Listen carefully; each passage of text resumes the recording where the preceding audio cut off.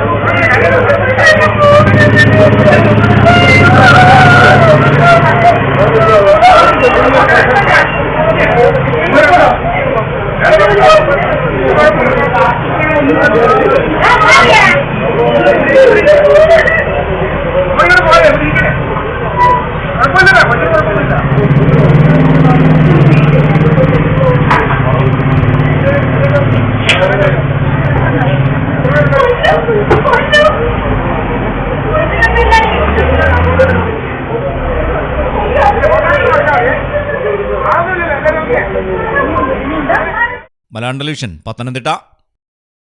ഈ ഡിസൈനിൽ ഒരു ഫ്ലോറൽ പാറ്റേൺ എന്റെ കൂടെ വന്ന് എങ്ങനെ ഇരിക്കും? ഓ അടിപൊളി.